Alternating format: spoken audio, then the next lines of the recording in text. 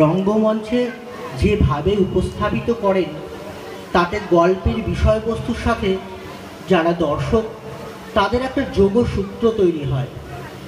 অপরদিকে শ্রুতি নাটকও কিন্তু নাটকের অপর এক আঙ্গিক, তবে এখানে অভিনয়ের সুযোগটা কম। দুটি বা তিন চারটি চরিত্র একসাথে সেলাইয়ের মতো বুনে দর্শকদের সাথে একাত্মবোধ হতে হয়। আমাদের আজকের শ্রুতি নাটক সেকাল একাল আশা করব আপনাদের ছুঁয়ে যাবে। আমরা চেষ্টা করছি একাল এবং সেকালের মাধ্যমে দর্শকদের একটা অন্য স্তরে নিয়ে যাওয়ার। শান্তনুদার কথার রেশ ধরে আমি একটা কথা বলতে চাই। আমাদের দৈনন্দিন জীবনে নানান রকম ঘটনা ঘটে, নতুন আর পুরনোর দ্বন্দ্ব এ চিরকাল। আবার এই নতুন আর পুরনোর অপূর্ব মেলবন্ধনেই জীবন কিন্তু এগিয়ে চলে তার নিজস্ব গতিতে। আমার এই নাটকের বিষয়বস্তু সেকাল আর একাল। নাটকটির মধ্য দিয়ে আমি সেটাকেই ধরানো চাইছি, যাতে পুরনো আর নতুন কিভাবে মানুষের জীবনে ছন্দের একটা স্তর এনে দেয় তার জন্য। এটা আমার নিজের লেখা, জানি না কেমন হবে, তবে চেষ্টা করব ভালোভাবে উপস্থাপনা করার। শুরু করছি নাটক সেকাল ও একাল।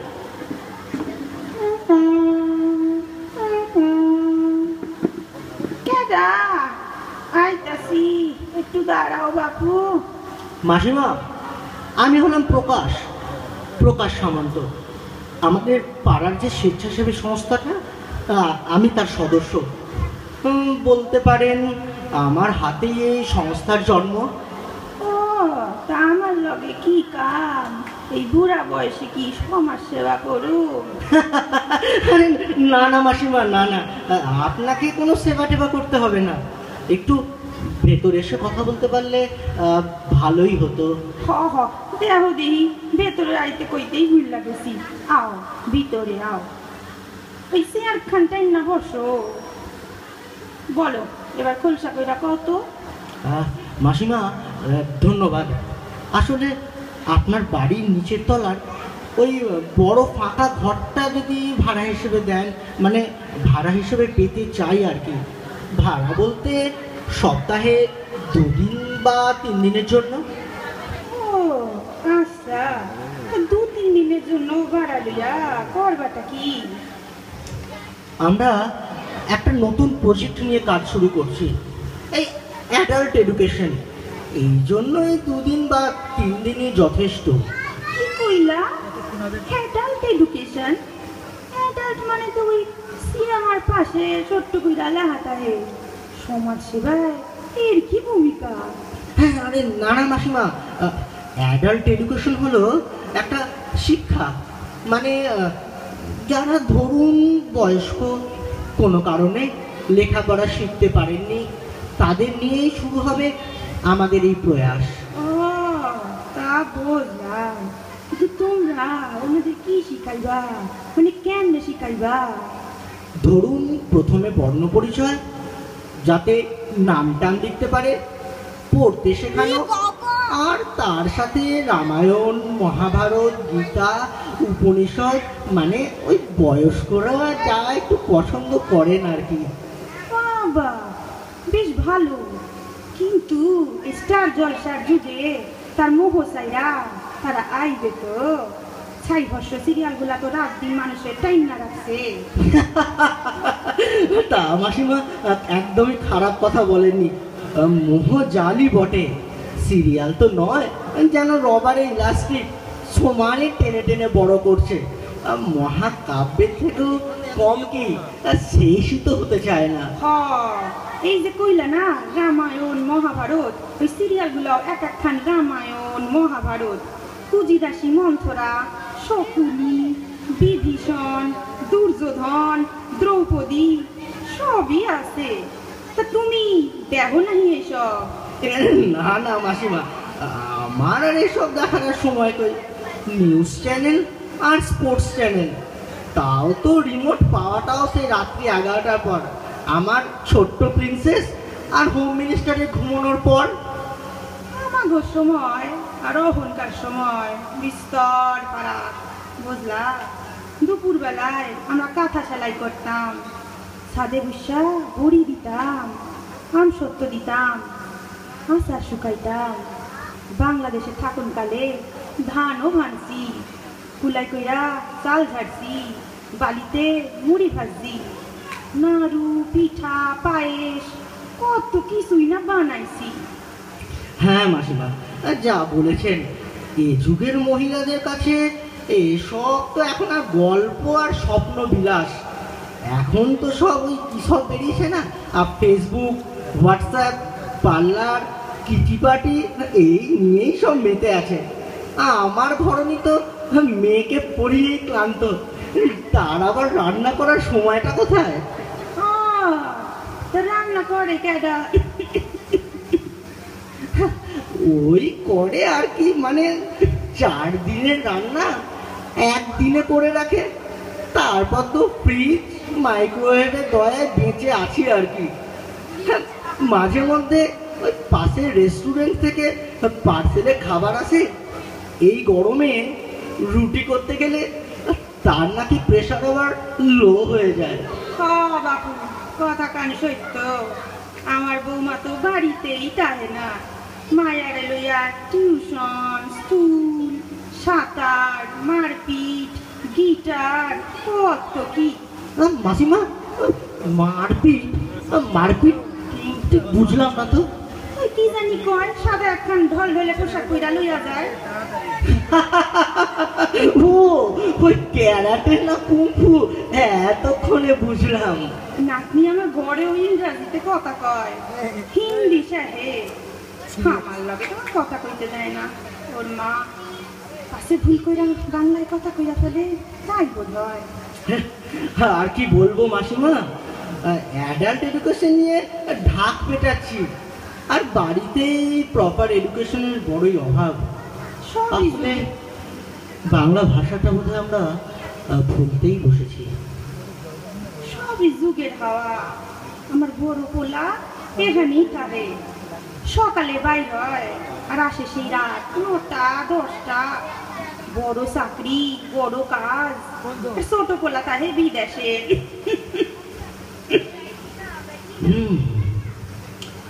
নিউক্লিয়ার ফ্যামিলির রাজত্বে 51টি পরিবার আর সত্যি বিলুপ্তির পথে। যা কইস, আমাদের সময় দিদা ঠাকুরমারা নাতি নাতনিদের দিয়া পাকা চুল বাঁচাইতো।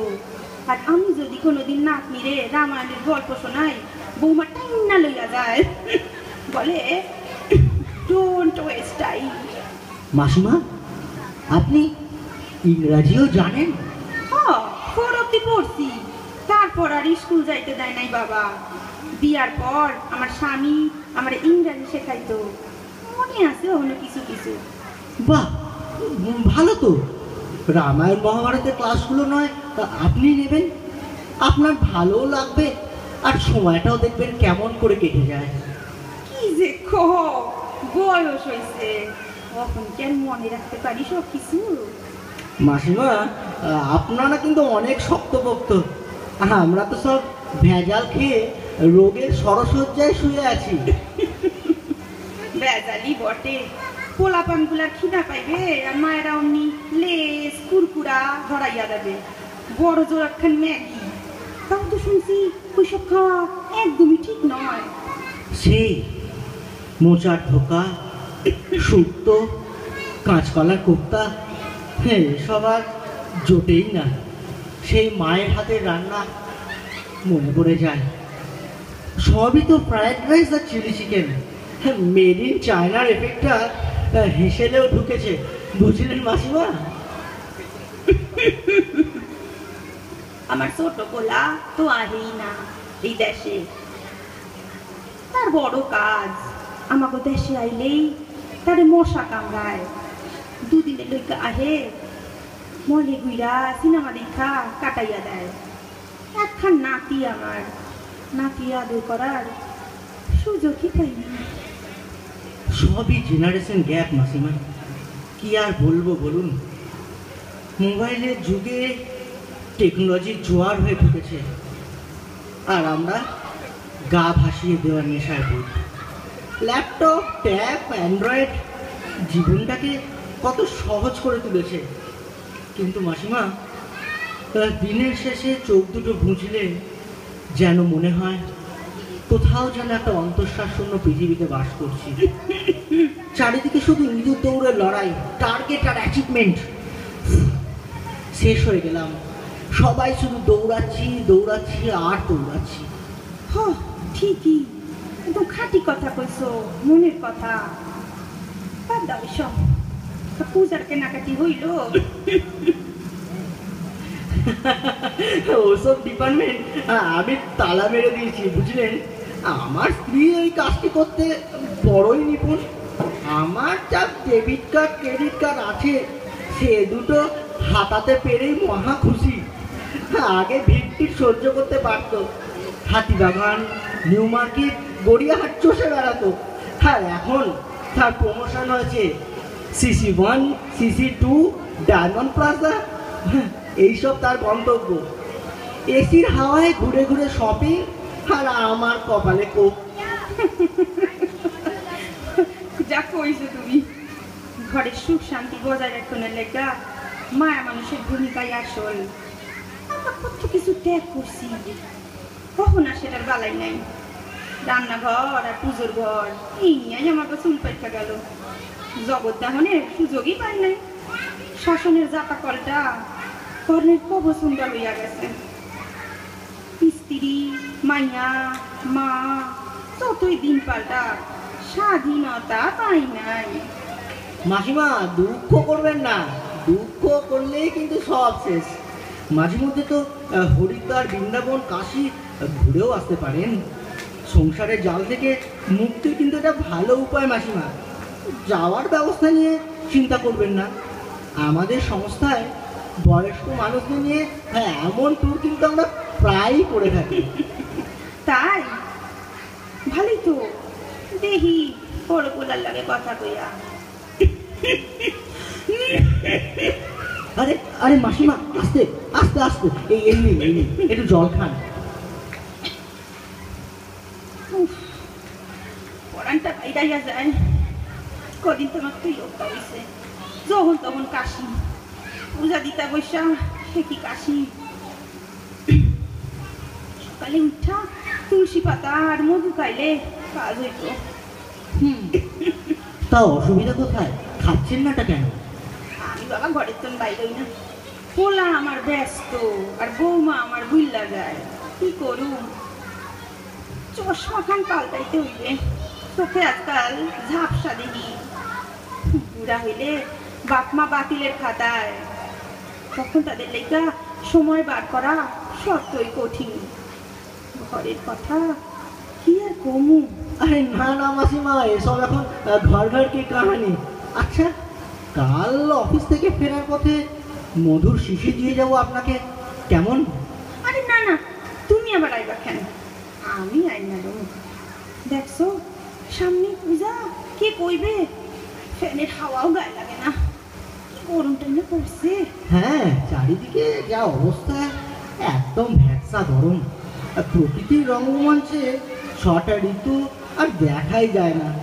শুধু প্রবল দোর্দণ্ড প্রতাপ গ্রীষ্ম, ক্ষণিকের লাস্যময় বর্ষা, আর বিদেশ ফেরত শীত। এরাই রাজত্ব করবে। ঠিক কইছো। যখন খুব গরম পড়ছিল, একদিন এসির ঘরে শুইছিলাম। কুকুরের পেটে কি আর ঘি সহ্য হয়? এমন বাতের ব্যথা, 2 দিন তো উঠতেই পারলাম না। হ্যাঁ, এই দেখেছেন মাসিমা, কত বেজে গেল, কেমন গল্প জুড়েছি। আর গল্প করতে করতে সময়টা যে কিভাবে চলে গেল। এবার আমি উঠি। হ্যাঁ,